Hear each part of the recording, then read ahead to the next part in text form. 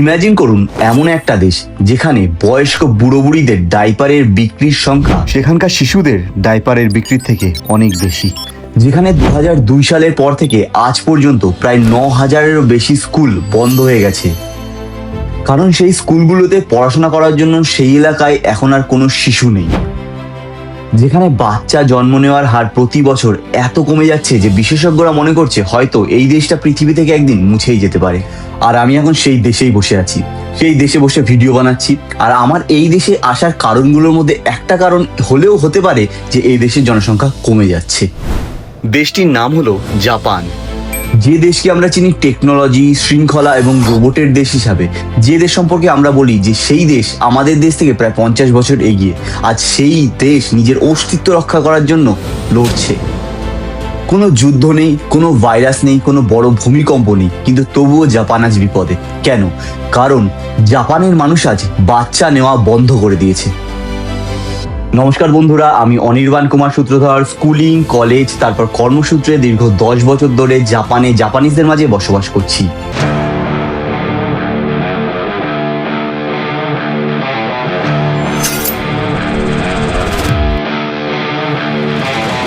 তো চলুন প্রথমে আমরা দেখে নিই WHO জাপানের বাচ্চা নেওয়া সম্পর্কিত একটা ভয়ঙ্কর সার্ভে।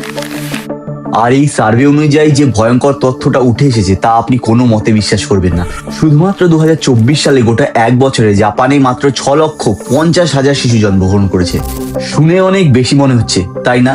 তাহলে শুনুন, আমাদের দেশের একটা রাজ্য, পুরো দেশ নয়, একটা রাজ্য যেটা জাপানের মোট আয়তনের 4.5 গুণেরও ছোট, মানে আমাদেরই এই পশ্চিমবঙ্গে জাপানের দ্বিগুণ শিশু এক বছরে জন্মায়, অর্থাৎ বছরে প্রায় 14 লক্ষ করে শিশু জন্মায়।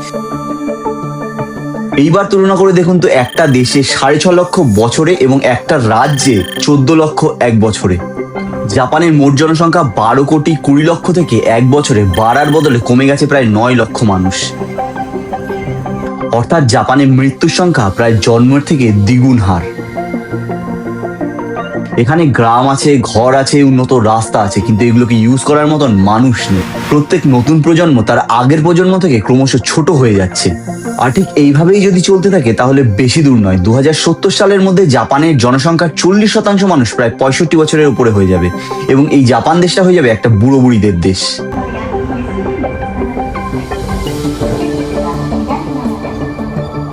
ভাবুন তো, একসময় যে দেশ দ্রুতগতির ট্রেনের জন্য, রোবটের জন্য, উন্নতি, টেকনোলজির জন্য বিখ্যাত ছিল, সে দেশেই আজ হাসপাতালে শিশুর কান্নার বদলে মেশিনের শব্দ বেশি শোনা যায়। আর এই জনসংখ্যা কমে যাওয়ার প্রভাব সুপারমার্কেট থেকে শুরু করে, রাস্তাঘাট থেকে শুরু করে সরকারি নীতি সব জায়গায় লক্ষ্য করা যাচ্ছে। 2002 সাল থেকে বর্তমান পর্যন্ত, অর্থাৎ বিগত 23-24 বছরে জাপানে প্রায় 9,000-এর ওপর স্কুল স্থায়ীভাবে বন্ধ হয়ে গেছে। এর একটাই কারণ, সেখানে পড়ার জন্য কোনো রকম শিশু নেই। The faculty of the school are singing the school song together for one last time. এরা হলেন জাপানের একটি স্কুলের টিচার। স্কুলটি আজ বন্ধ হয়ে যাচ্ছে, তাই শেষ অনুষ্ঠানে কান্নায় ভেঙে পড়ছেন প্রত্যেকটা স্কুল টিচার। 1980 সালে 400 জন স্টুডেন্টকে নিয়ে এই স্কুলটি প্রথম যাত্রা শুরু করেছিল। বর্তমানে দীর্ঘদিন ধরে স্টুডেন্টের অভাবে স্কুলটি ধুকে ধুকে অবশেষে গভর্নমেন্ট সিদ্ধান্ত নেয় স্কুলটিকে বন্ধ করার। আর এইভাবে প্রত্যেক বছর জাপানে এক একটা করে স্কুল শুধুমাত্র জাপানিজদের বাচ্চা না নেওয়ার কারণে বন্ধ হয়ে চলেছে। আর একটা অদ্ভুত হিসাব, সাধারণত যে কোনো দেশে সেখানকার বড়দের তুলনায় বাচ্চাদের, শিশুদের ডাইপার 2-2.5 গুণ প্রায় বেশি বিক্রি হয়, কেননা সেখানে শিশু বেশি জন্মায়। কিন্তু জাপানে এর ঠিক উল্টো।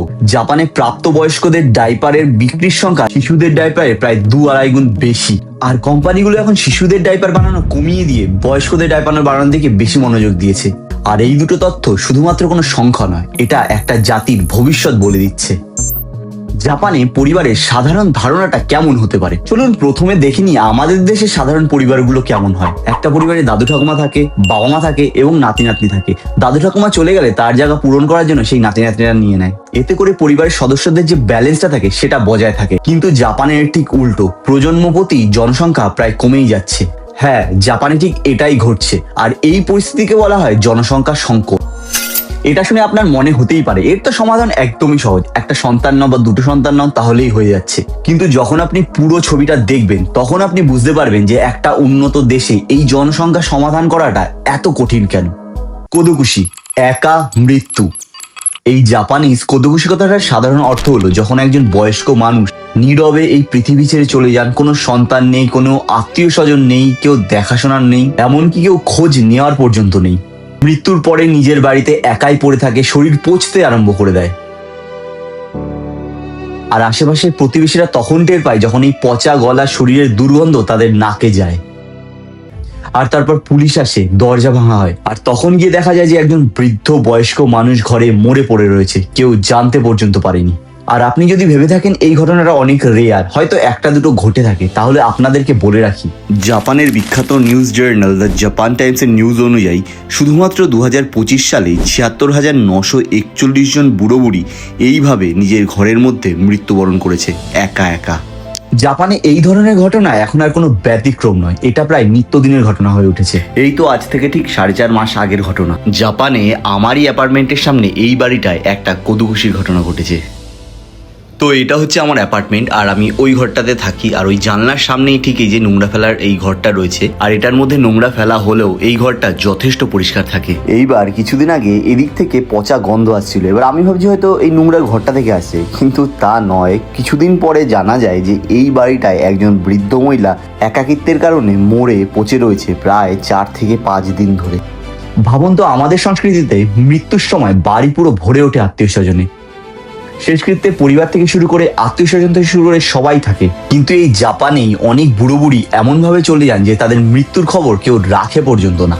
আর এর পেছনের কারণটা শুধুমাত্র যে কম সন্তান নেওয়া তাই নয়, জাপানের আধুনিক জীবনযাপন, কেরিয়ার প্রতিযোগিতা, একাকিত্ব, এই সব মিলিয়ে জাপানের এই ভয়ঙ্কর পরিস্থিতিকে আরো গভীর করে তুলেছে।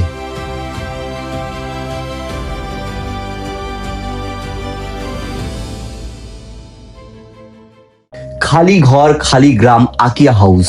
এই আকিয়া হাউসই বর্তমানে জাপানের দুঃস্বপ্ন হয়ে দাঁড়িয়েছে। আর এটা যে কত ভয়ঙ্কর সেটা গুগলে গিয়ে এখনই আকিয়া জাপান বলে সার্চ করে দেখে আসো। জাপানের গ্রামগুলোতে এখন অসংখ্য ঘর খালি পড়ে আছে, আর এখানে শুধু ঘর নয়, গ্রামের পর গ্রাম পর্যন্ত খালি পড়ে আছে। আর এগুলোকেই জাপানি ভাষায় বলা হয় আকিয়া, যেগুলোর দাম এত কম যে অন্য কোনো মানুষ এগুলোকে আর নিতে পর্যন্ত চায় না। এর একটাই কারণ, এখানে কাজ নেই, স্কুল নেই, মানুষ নেই, গ্রামগুলো দিনে দিনে মরে যাচ্ছে। এমনকি এখানে এরকম গ্রামও রয়েছে যেখানে মানুষ থাকে না, শুধুমাত্র গ্রামটা যাতে ভর্তি ভর্তি লাগে তার জন্য রাস্তা ঘাটে, বাড়িতে, ঘরে সবখানে নকল পুতুল সাজিয়ে রাখা হয়।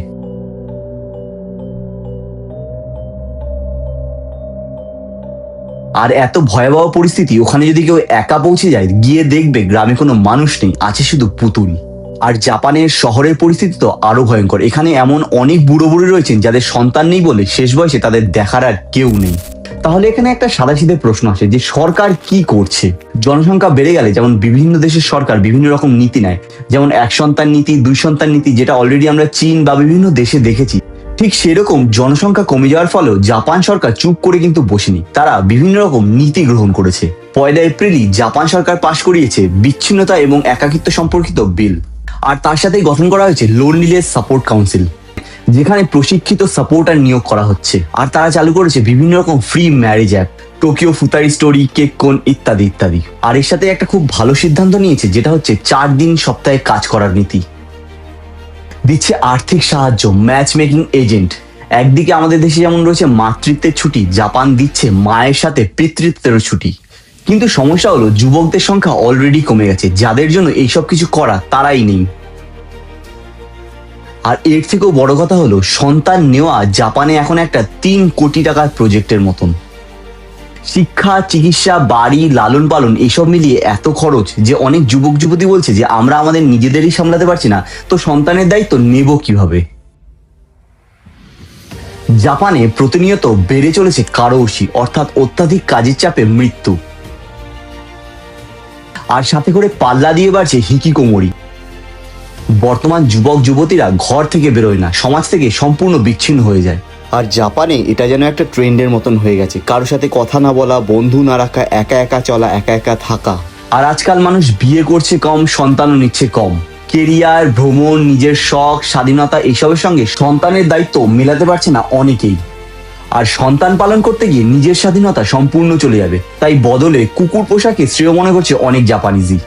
তো বন্ধুরা, এই যে সমস্যাটা এটা জাপানে ভয়ঙ্কর রূপ ধারণ করলেও এটা কিন্তু শুধুমাত্র বর্তমানে জাপানের সমস্যা নয়। বর্তমানে দক্ষিণ কোরিয়া, রাশিয়া, এমনকি চীনের মতন দেশও একই সমস্যার সম্মুখীন হচ্ছে। আর কিছু কিছু বৈজ্ঞানিক সার্ভে বলছে আগামী 20 বছরের মধ্যে আমাদের ভারতের অনেক শহরেও এরকম প্রবণতা দেখা দিতে পারে।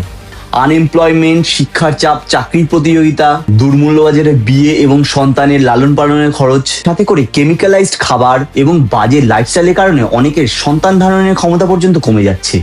আর ঠিক এইসব কারণের জন্যই অনেকে এখন বলছে সন্তান এখন নয়, কিছু বছর পরে দেখবো। কিন্তু পরে যখন দেখবেন তখন হয়তো অনেক দেরি হয়ে যাবে। আর আমাদের ভারতীয় সংস্কৃতিতে পরিবার বলতে শুধুমাত্র বাবা মা এবং সন্তান নয়, সাথে দাদু ঠাকুমা, কাকা কাকিমা, ভাই বোন সবাই রয়েছে। সব মিলিয়ে একটা বড় সংখ্যা। আর এই সংখ্যাকেই যদি আমরা ইচ্ছা করে ছোট করে ফেলি, তাহলে জাপানের মতন হয়তো ভবিষ্যতেও আমরা কোদোকুশির মতন সমস্যায় পড়লেও পড়তে পারি। জাপান আমাদের চোখে আঙুল দিয়ে দেখাচ্ছে যে শুধু অর্থনৈতিক উন্নতি নয়, পরিবার, সম্পর্ক এবং ভবিষ্যৎ প্রজন্মের যত্ন না নিলে একটা গোটা জাতি দুর্বল এবং একাকী হয়ে পড়ে যেতে পারে। ভাবুন, আপনি চান আপনার বাবা মা বৃদ্ধ বয়সে একা থাকুক, অথবা আপনার শেষ বয়সটা জাপানিজদের মতন এরকম কুদোকুশি বা কারোশির মধ্যে দিয়ে কাটুক? আর এই উত্তরটা আপনারাই কমেন্ট বক্সে জানান। আর আজ জাপান যেভাবে লড়াই করছে, আমরা যেন আগে থেকে সচেতন হয়ে যেতে পারি এবং আমাদের এই লড়াইয়ের মধ্যে পড়তেই না হয়। এই ভিডিওটাকে ভালো লাগলে লাইক এবং কমেন্ট অবশ্যই করে দেবেন, এবং সাথে করে যদি মনে হয় যে নতুন কোনো তথ্য জানতে পেরেছেন বা অন্য কাউকে জানাতে চান, তাহলে তাকে ভিডিওটা অবশ্যই শেয়ার করে দেবেন। আর সাথে আপনাদের এই চ্যানেলটাকে সাবস্ক্রাইব করে দিয়ে পাশে থাকবেন। সুস্থ থাকুন, সুস্থ রাখুন। দেখা হচ্ছে আবার পরের ভিডিওতে। ততক্ষণ পর্যন্ত টাটা।